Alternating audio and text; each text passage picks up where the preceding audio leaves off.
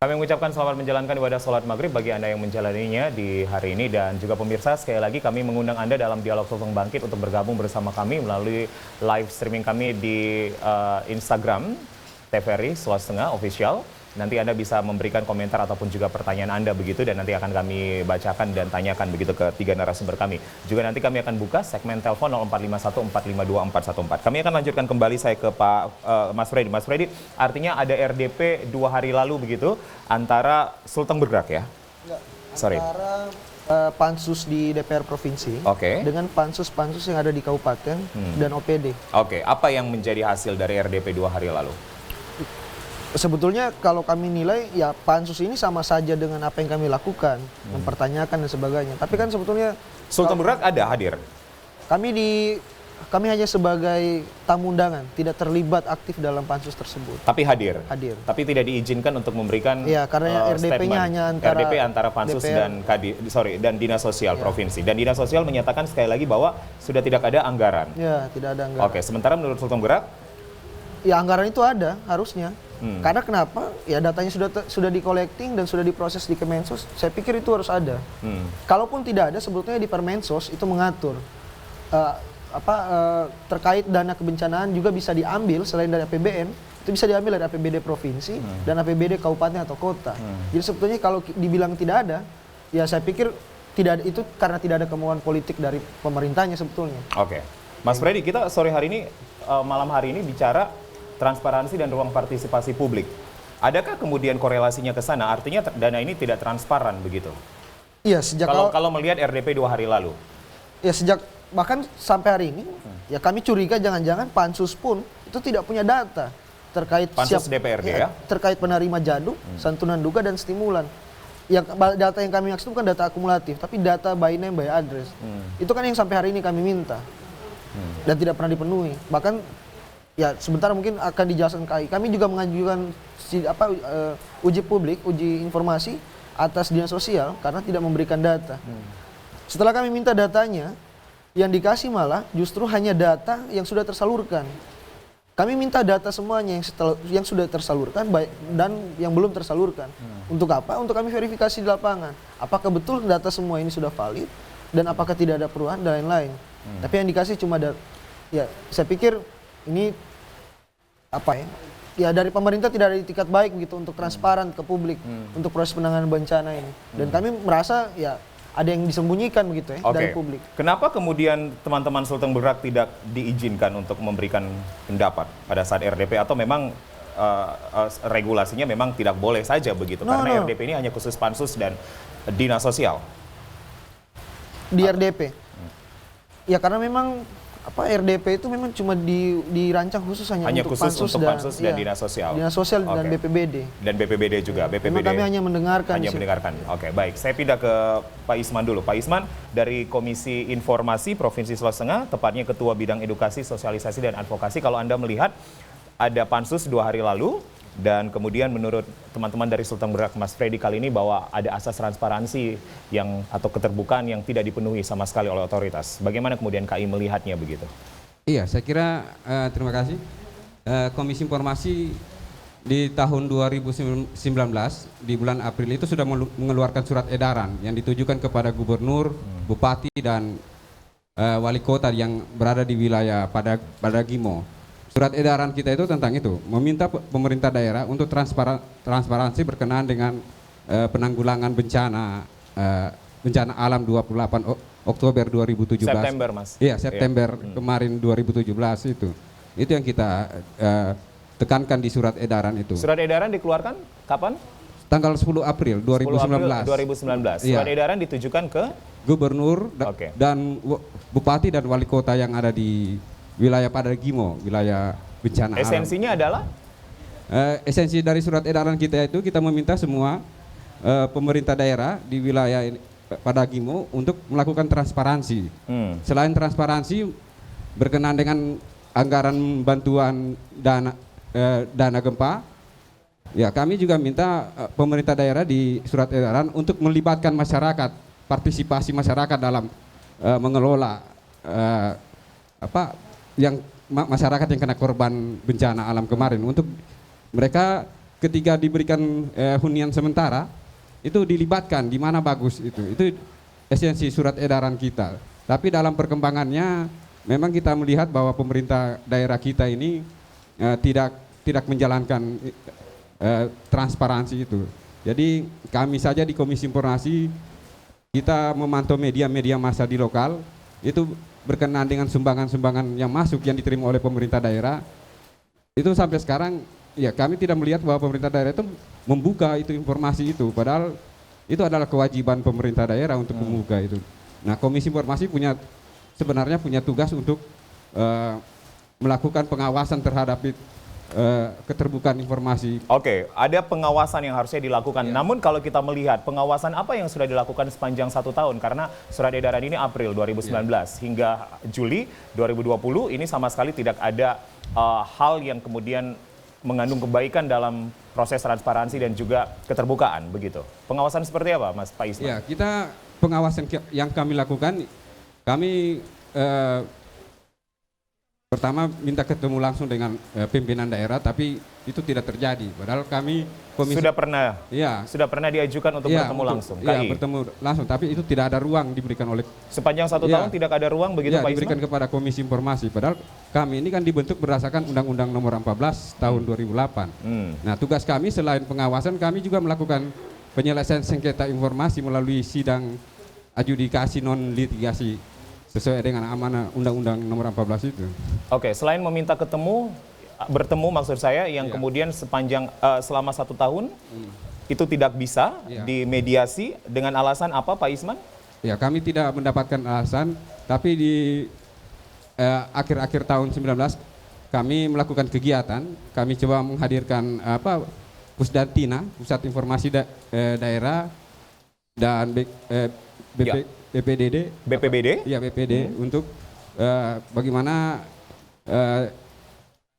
penanganan bencana ini bisa terbuka kepada masyarakat. Itu yang kita akhir 2019. Iya, kita buat hasil dari kegiatan itu?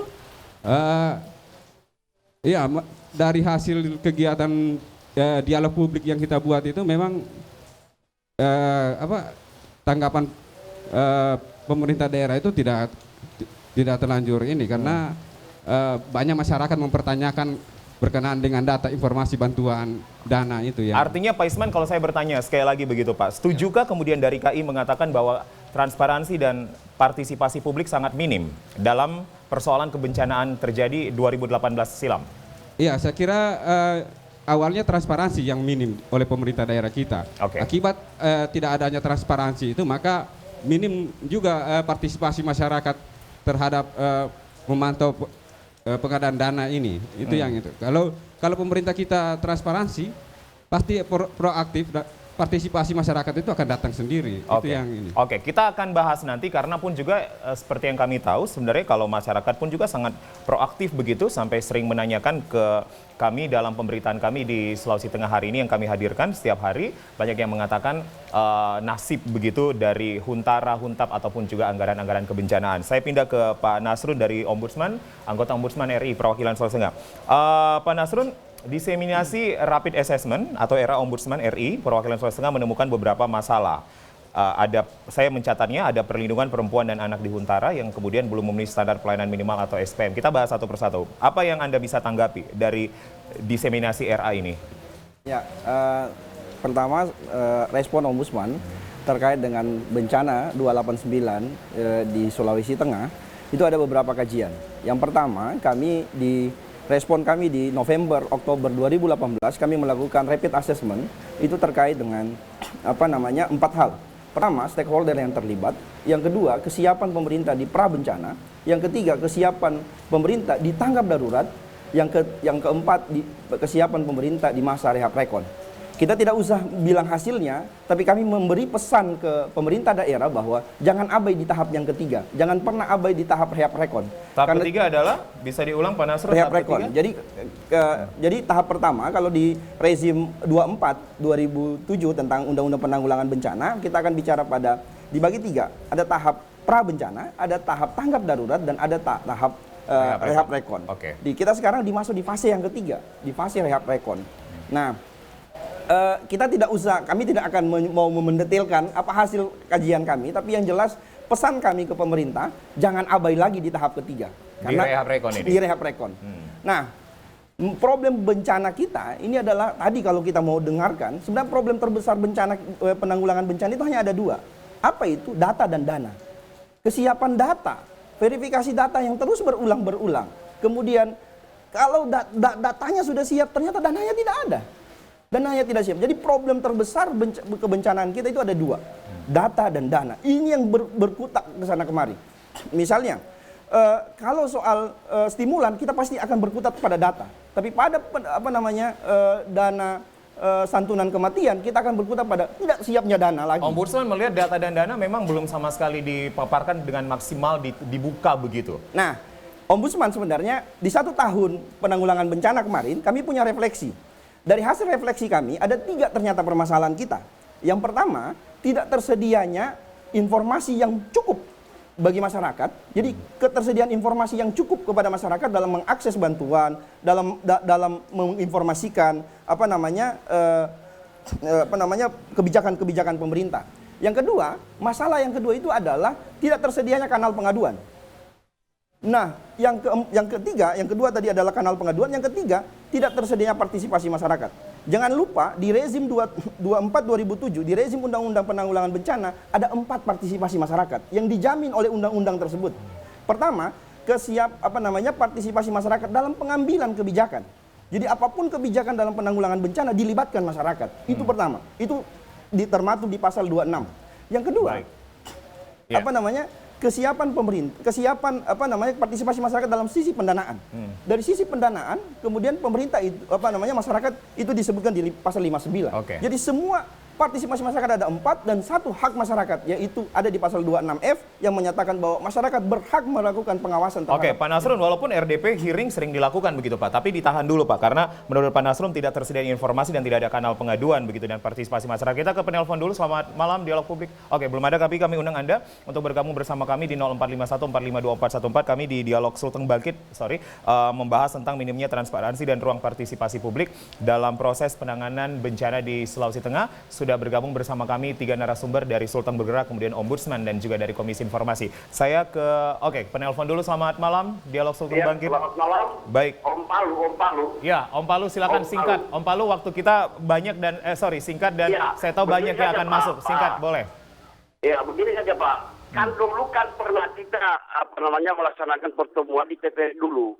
Kan Pak Marto itu kan mengatakan dengan Kadis Sosial Provinsi berakhir bulan Januari sudah selesai dibayarkan. Sudah selesai. Ini kan kalau saya beranggapan itu pasya. Dalam bahasa ini pasya, gagak bicara, cacat bicara. Sehingga dulu kan pernah itu. Tapi dengan kenyataannya hanya membohongi masyarakat. Membohongi masyarakat. Kenapa? Saya katakan dulu pernah di TPRI Januari 2020 diselesaikan semua. Dengan kenyataan belum berapa sudah ini Pak. Kami saat itu memang mengundang Anda Pak. Ya. Kami memang ingat mengundang Om masyarakat. Seakan-akan masyarakat dibodoh-bodohi. Oke. Dibodoh-bodohi. Baik. Masyarakat itu baduk. Baik. Pandir. Ya. Jadi kami dianggap baduk, pandir. Baik. Bodoh total dan pandir. Terima kasih Om Palu.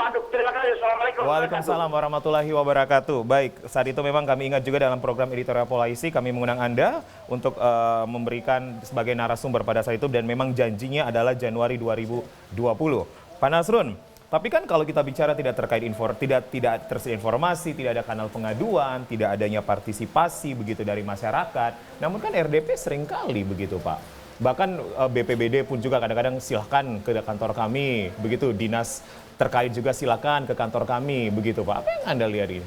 Sederhananya begini, kalau kita bicara, tidak usah dulu data misalnya penyintas, tapi data para korban yang meninggal, adakah data terpilah yang disajikan oleh pemerintah bahwa ini korban gempa, ini korban tsunami? Adakah data yang begitu? Itu pertama. Yang kedua, kalau kita bicara pada data terkait dengan penanggulangan bencana, kita harus belajar sebenarnya dengan adanya Perpu 47 yang dikeluarkan pemerintah tahun 2007. Itu terkait dengan penanggulangan bencana di Aceh. Saya ingat persis bahwa tanggal 4 kami bertemu dengan Pak Gubernur dan saya langsung yang menyampaikan ke Pak Gubernur waktu itu bahwa Pak Gubernur, sekarang yang akan diselesaikan ini adalah hanya masalah bagaimana pangan dan papan orang. Bagaimana tempat tinggal orang, bagaimana orang bisa makan dengan jaduk misalnya. Tapi kita tidak pernah terpikir bahwa pasca penanggulangan bencana ini akan ada masalah yang menanti. Apa itu masalah keperdataan orang? Kita tidak pernah misalnya terpikir bahwa berapa banyak orang yang punya deposito tapi dia adalah korban gempa. Keluarganya bisa mengakses atau tidak? Tapi masyarakat harusnya memahami, Pak, karena ini persoalan sangat pelik sekali begitu. Artinya pemerintah pun juga harusnya diberikan waktu begitu. Ya, kalau kita bicara waktu, Impres nomor 10 tentang penanggulangan bencana di Sulawesi Tengah itu berakhir di tanggal 31 Desember 2020. Artinya hanya ada 5 atau 6 bulan ke depan. Ini yang akan kita bekerja dengan waktu. Walaupun sebenarnya sekarang pemerintah pusat dengan RPJMN yang baru 2020-2024 itu menyatakan bahwa Sulawesi Tengah itu menjadi prioritas pembangunan untuk rekonstruksinya. Dia dimasukkan dalam RPJMN. Karena tidak cukup waktu untuk menyelesaikan seluruh rekonstruksi yang ada di Sulawesi Tengah dengan mengandalkan Impres tadi. 20 tahun pasca bencana Anda melihat waktu ini memang sudah tidak bisa lagi ada opsi percaya begitu dari Ombudsman. Sebenarnya bukan tidak opsi percaya, tapi yang jelas begini. Kami minta sebenarnya yang jadi masalah begini. Pada saat dibuka ada kanal pengaduan, misalnya komplain masyarakat yang menerima stimulan, pada saat melakukan komplain, dia menjadi urutan berikutnya. Urutan yang akan di belakang, yang akan diurus. Nah, ini yang menurut kita, problem ini yang tidak pernah selesai. Baik. Jadi, harapan kita sebenarnya buka data setransparan mungkin, publish, karena begini. Kalau kita tanyakan, mereka menyatakan bahwa kalau data gempa ini memang dia dinamis, jadi dia akan bergerak terus. Sampai kapan kita akan meng-close data itu? Coba dibandingkan usulan dari pemerintah Sulawesi Tengah untuk dana stimulan itu ada 28.000. Baik. Usulan. Dan dananya itu sudah masuk. Sudah ada di rekening pemerintah daerah. Baik. Tinggal disalurkan. Nah, pada saat diverifikasi itu bergerak lagi. Nah, ini belum lagi data orang yang meninggal. Baik. Kita tidak pernah tahu. Tidak pernah ada dibukanya data begitu secara transparan. By name misalnya siapa orangnya. Baik. Kita belum bermasalah lagi dengan bagaimana tanah yang ada di depan kita yang hilang sekarang. Kita belum bicara soal itu. Kami pernah juga menangani kasus bahwa ada orang tua sang anak yang berumur 2 tahun, 2 orang tuanya ini meninggal pada saat tsunami. Setelah itu ternyata dia mengakses BPJS ketenagakerjaannya, santunan kematiannya. Itu pun susah dilakukan. Apa yang terjadi? Kami meminta pengadilan untuk mengeluarkan bahwa sang nenek adalah ahli warisnya sehingga bisa dicairkan. Nah, hak keperdataan orang ini belum kita pernah urus. Hak keperdataan orang belum pernah dan tidak transparan. Kalau di Undang-Undang Aceh itu ada 3 yang diurus. Baik. Ditahan dulu Pak Nasrun, ya, ditahan dulu. Saya harus meminta tanggapan dulu dari Mas Freddy. Nanti ada bagian sendiri untuk itu. Saya pindah dulu ke penelpon, boleh direspon dan nanti saya akan ke Instagram yang sudah masuk begitu.